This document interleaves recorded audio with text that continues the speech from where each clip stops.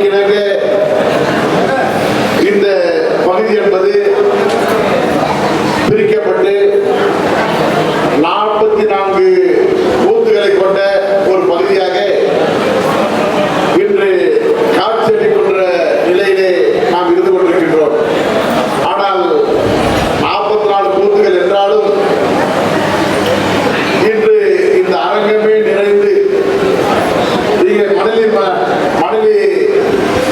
பகுதியெல்லாம் ஒரு 10 நிமிடத்திற்கு மேல் அந்த டிராபிக் எல்லாம் ஜாம் ஆகி இங்கே கழகத்தினுடைய உணர்வுகளை உணர்ச்சிகளை வெளிப்படுத்துகின்ற ஒரு உணர்வு மிக்க செயல்வீரர் கூட்டமாக எழுச்சி மிகுந்த செயலர் கூட்டமாக இங்கே சிறப்பாக நடைபெற்றுக் கொண்டிருக்கின்றது.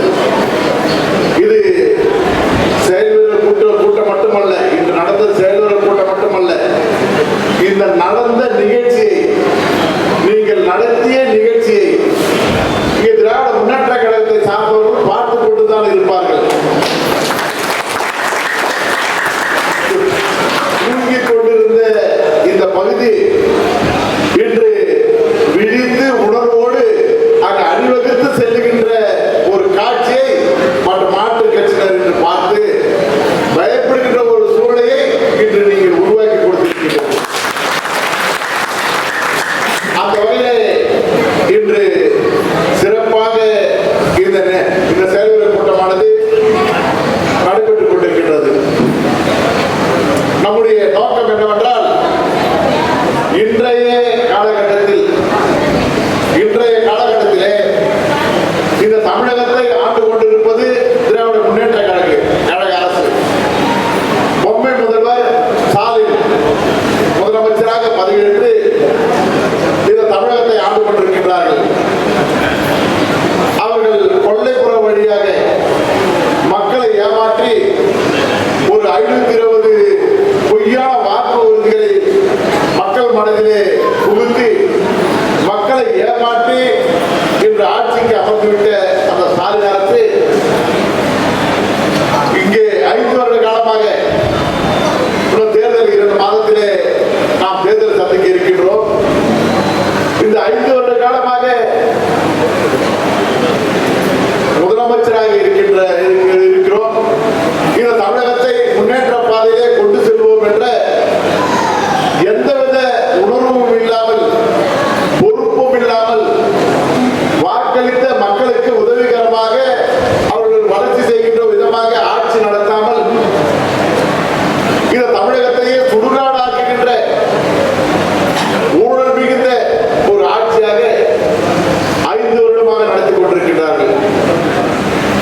அது அத்தனை பேருக்கு தெரியும். ஏன்னா இங்க வந்து அத்தனை பேர் நிர்வாகிகள். 5 வருடமாக இந்த அரசு என்பது மக்கள் ஒரு எதிர்க்கின்ற அரசாக இந்த அரசால் மக்கள் வஞ்சிக்கப்படுகின்றார்கள். இங்க எனக்கு முன்னால் பேசியது போல இந்த 5 வருட ஸ்டாலின் அரசிலே பெண்கள் தனியாக செல்ல முடியவில்லை.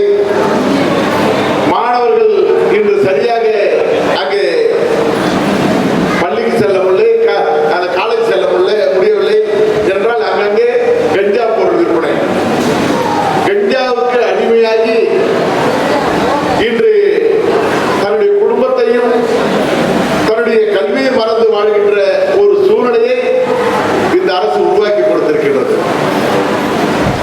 இப்படி மக்களை வஞ்சிப்பதோடு மட்டுமல்லாமல் நம்முடைய கழகத்தினுடைய காவல் தெய்வமாக மக்கள் மனதிலே குடிக்கொண்டிருக்கக்கூடிய டாக்டர் புரட்சி தலைவி அம்மா அவர்கள் ஆட்சி நடத்துகின்ற பொழுது கூட அம்மா அவர்கள் சொல்லுவார்கள், உங்களால்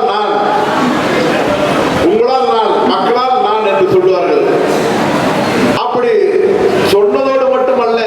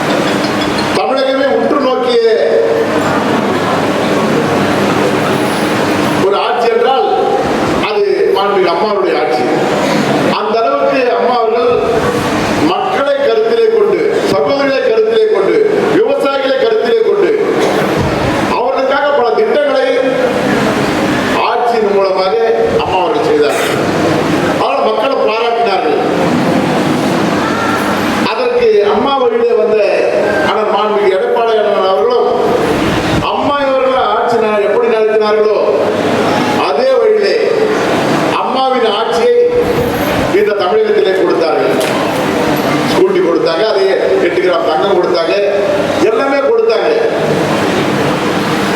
கொரோனா டைம், அந்த டைம்ல கூட அந்த மாணவர்கள் படிக்க முடியவில்லை என்பதற்காக அவர் படித்தவர்கள் அப்படியே பாஸ்ட்டாங்க.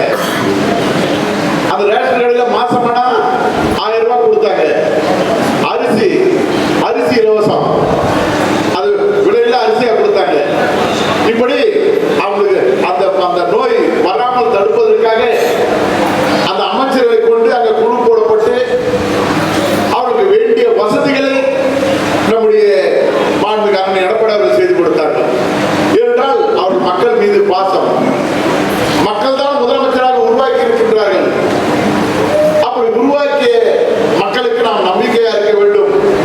அரசின் மூலமாக அவர்களுக்கு உதவிட வேண்டும், அதற்கு சட்டங்கள் வகுக்க வேண்டும் என்பதற்காக பார்த்து பார்த்து ஆட்சி நடத்தினார்கள். ஆனால் இன்றைய சூழ்நிலையிலே இந்த அரசு திமுக அரசு நாம் பார்ப்போமானால் அவர்கள் சொன்ன வாக்குறுதிகளை நிறைவேற்றப்படவில்லை. வாக்குறுதிகளை நிறைவேற்றப்படவில்லை என்றாலும் நாம் ஏற்றுக்கொள்ளலாம். ஆனால் ஏன்னா அவர்கள் சூதுவாது மிக்கவர்கள், ஊழலிலே குடிகொண்டவர்கள். அவர்கள் நாம் நம்முடைய ஆட்சியிலே மாண்புமிகு அம்மா அவர்கள் வழங்கிய அத்துணை திட்டங்களை நிறுத்திட்டாங்க. அத்துணை திட்டங்களை நிறுத்திட்டாங்க. தரல, லேப்டாப் தரல, முதியோர் உதவித்தொகை தரல, நிறுத்திட்டாங்க. கறவை மாடு ஆடு தரல, லேப்டாப் அந்த தாலிக்கு தங்கம் தரல, எல்லாத்தையும் நிறுத்திட்டாங்க. எல்லாத்தையும் நிறுத்தது ஊடகம் இல்லாம நாங்கள் சகோதரிக்கு உரிமை தொகை வழங்குறோம் சொல்லி சொன்னாங்க. அது எப்ப கொடுத்தாங்க? 28 மாசம் பொறுத்து கொடுத்தாங்க. அது கூட எப்படி கொடுத்தாங்க? நம்முடைய பொதுச் செயலாளர், எதிர்கட்சி தலைவர் மாண்புமிகு அண்ணன் சட்டமன்றம் நடக்கும் போதெல்லாம் போராடுவார். பெண்களுக்கு உரிமை தொகை 1000 ரூபாய் தர சொல்லி எப்ப தருவீங்க கேட்டு அதன் பிறகுதான் 2 வருஷம் 28 மாசம் போட்டு கொடுத்தாங்க. அதுலயும் தகுதி பார்த்து தருவோம்னு சொன்னாங்க. பாதி பேருக்கு பாதி பேருக்கு வராம போயிடுச்சு. இப்ப தேர்தல் வந்ததுன்னு உடனே அங்க திமுக கவுன்சிலர் எல்லாம் ஒரு ஃபார்மை தந்துருக்காங்க. அம்மா எழுதி கொடுங்க. எதை கணக்கில் வச்சு? வருகின்ற தேர்தலை கணக்கில் மனதில் வைக்க. மக்களை ஏமாற்றுவதே அவருடைய தொழில். இப்ப லேப்டாப் அம்மா வருஷம் அது ஆட்டோமேட்டிக்கா கொடுத்துருவாங்க. இப்ப தேர்தல் நெருங்கிடுச்சு. இந்த சமயத்துல நாங்க 10 லட்சம் பேருக்கு லேப்டாப் தருவோம்னு அறிவிச்சு கொடுக்குறாங்க. இது எப்படி ஏற்றுக்கொள்ள முடியும்? ஏற்றுக்கொள்ள முடியாத செயல்.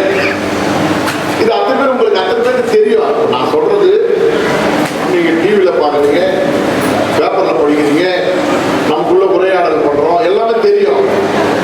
ஏன் இதை நான் மறுபடியும் உங்களுக்கு சொல்றேன்னா, நான் எப்படி உங்களுக்கு தெரிந்ததை நான் சொல்றேனோ அதே போல நீங்கள் வசிக்கின்ற பகுதியில் இதையெல்லாம் நீங்கள் சொல்ல வேண்டும் என்பதற்காக நான் உங்களுக்கு ஞாபகப்படுத்துகிறேன். உங்களுக்கு தெரிந்ததை சொல்றேன்.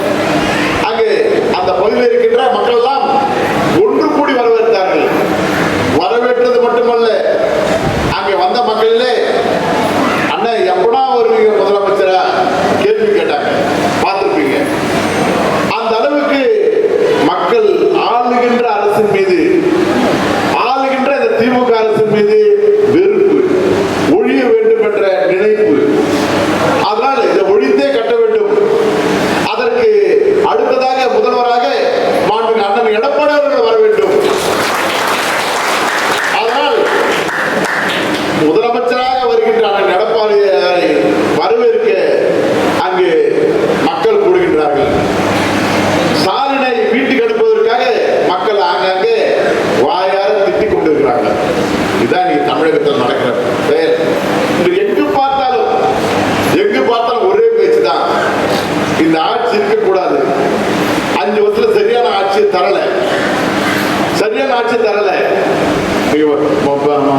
சகோதரிகளுக்கு பஸ் தரணும்னு சொன்னாங்க. பஸ்ல வந்து பிரியும் சொன்னாங்க. அதை விட அம்மா தரத்துல கூட தாலிக்கு தங்கம் கொடுத்தாங்க, மிக்சி கொடுத்தாங்கன்னா என்ன சொல்லுவாங்க?